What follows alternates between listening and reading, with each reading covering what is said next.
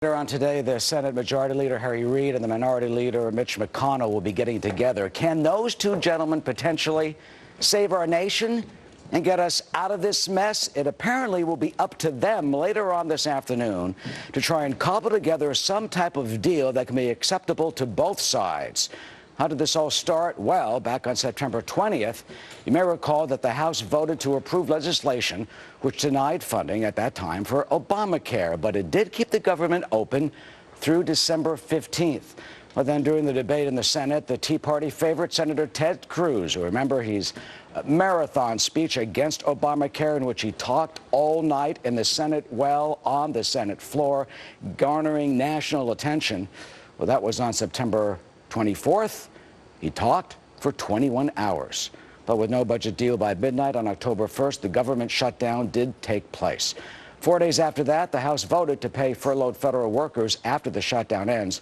But on October 8th, pressure began to mount with finger-pointing between the president and the House Speaker, John Boehner, over the failed debt ceiling negotiations. The day after that, the House did vote to pay for halted debt benefits to the military families. Can you imagine that controversy?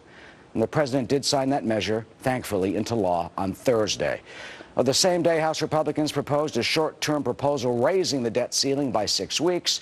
And on Friday, Senate Republicans had their turn. They proposed ways to try and end the stalemate. While yesterday, the House and Senate both held sessions. Senate Democrats met with the president. But this morning, still no deal specifically in sight. Day 13 as this government shutdown continues, and it falls to, as I said, both Mitch McConnell and Harry Reid to try and cobble together some type of a solution, and we'll try and find out later on today if they can. Jamie? All right, Eric, thanks for bringing us up to date. And meantime, the world's leading financial experts are now urging the U.S. to take control of this situation and raise the nation's debt ceiling, or risk, of course, as we all know, setting off another global financial crisis, something we definitely don't need. And Brenda Butner is joining me now, senior business correspondent and the anchor of Bulls and Bears, to tell us what we can expect as individuals. Brenda, what does this really mean for us? That's a very important question. I mean, we're watching this kind of crisis governing, which makes no sense at all. But we have to remember that if we don't raise the nation's debt ceiling, we don't know exactly, is October 17th the date? There's some who think it's the end of this month. But if we don't raise the nation's debt ceiling, that does not mean the nation automatically goes into default for the first time. Going into default means that we do not pay the interest payments on our debt. Now, we as individuals, what does this mean to us? We're all wondering, should we move out of stocks, into bonds, out of bonds, take it all out and put it into cash?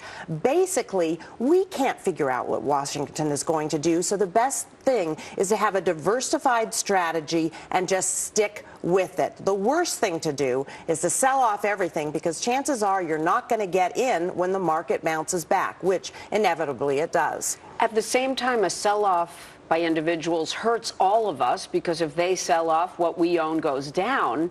It's every man for himself. I'm sure people at home are quite frightened. Well, and they should be. I mean, there's a lot of fear-mongering going on by officials in Washington, because each side wants their agenda pushed.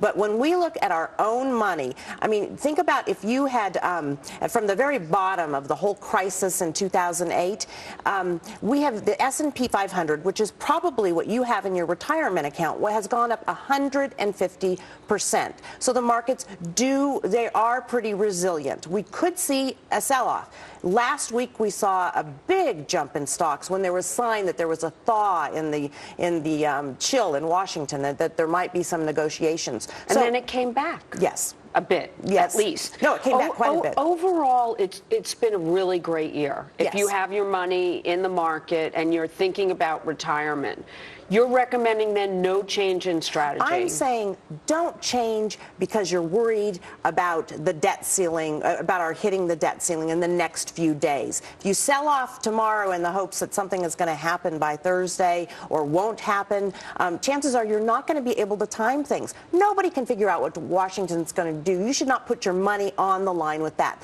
That's why you have a diversified strategy across asset classes, and you try to maintain that. Finally, what will institutions do with their pension funds and money that they have invested in the market as they are concerned about Obamacare, what it will cost them, the ability to hire and produce and absolutely. export. That's the big question. And we're already seeing, for example, small businesses, which are the engine of job creation, they're sitting on the sidelines. They're not going to be hiring because this shutdown has hurt them. And certainly, talk of the default is making them at least, consumer confidence is down. That's very bad. The fact is that what Washington is doing is making everybody nervous. And when everybody's nervous, they don't spend and they don't hire. No, it seems like you've eased our concern by saying if we have a strategy, and people should from time to time look at it. Yes. I know a lot of people that don't look at their retirement accounts. They're just afraid to even open the envelope, especially now. So your advice to them? Not to look at it in a crisis, to look at it at a time. You should look at it,